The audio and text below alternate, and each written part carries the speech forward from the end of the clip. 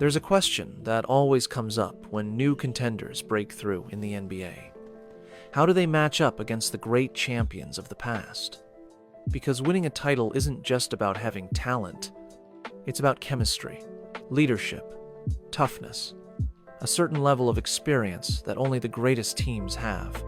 In 2025, two young, hungry teams have shocked the league: the Indiana Pacers and the Oklahoma City Thunder. Neither had a clear path to the finals. Neither had a superstar with finals experience.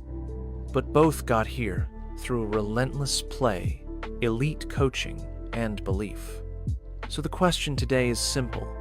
If you compare these two squads to the greatest champions of the last 50 years, how do they measure up? Let's start with the basics. Regular season dominance. The Thunder finished with an incredible 68-14, the best in the league and one of the best records of the modern era. Their point differential was plus 12.9 points per game. We haven't seen levels like this since the '72 Lakers. The Pacers, a rock-solid 50-32, fourth seed in the East. That may not sound overwhelming, but sometimes titles aren't about dominant records. Think of the 2011 Mavericks, or the 2004 Pistons. Both came into the finals with similar win totals and walked away champions. Championship teams usually have that one guy, a superstar, who can take over when the lights are brightest. For Indiana, that's Tyrese Halliburton. He's become one of the league's best playmakers, a 20-10 machine who takes care of the ball and shines in the clutch. Paired with Pascal Siakam and rising stars like Benedict Mathurin, the Pacers have a deep, balanced attack. For the Thunder, it's Shai Gilgeous-Alexander, this year's MVP, averaging over 30 points a game.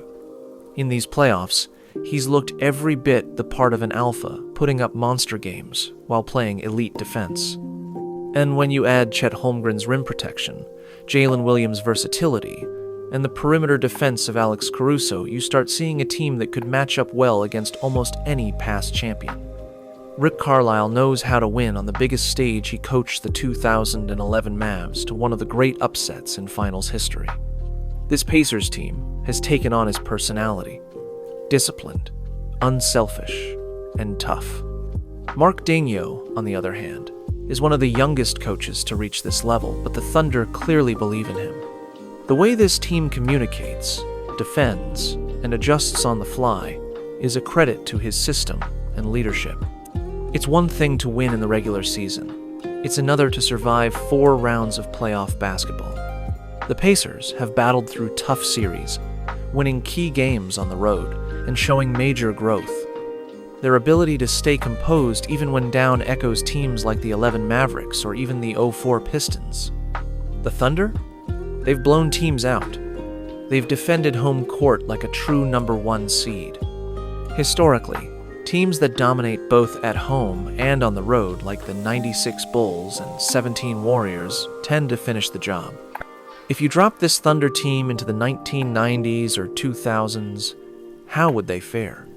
Their size, length, and versatility would absolutely play in any era. SGA has an old-school game: mid-range, patience, footwork. Holmgren brings a unique element, a shot blocker with shooting range, something very few past teams had to deal with. The Pacers are more of an underdog, but history shows us that smart, tough teams can always surprise. Their offense would force even the great defenses of the past to adjust, and Carlisle's game planning is good enough to beat more talented squads. So, how do these two teams match up with the great champions of history? The Thunder have the profile of a dominant young dynasty in the making, with the potential to mirror teams like the '15 Warriors or '72 Lakers. The Pacers? They remind us that belief, chemistry, and resilience can sometimes be enough to beat pure talent. In the end, only one will lift the trophy.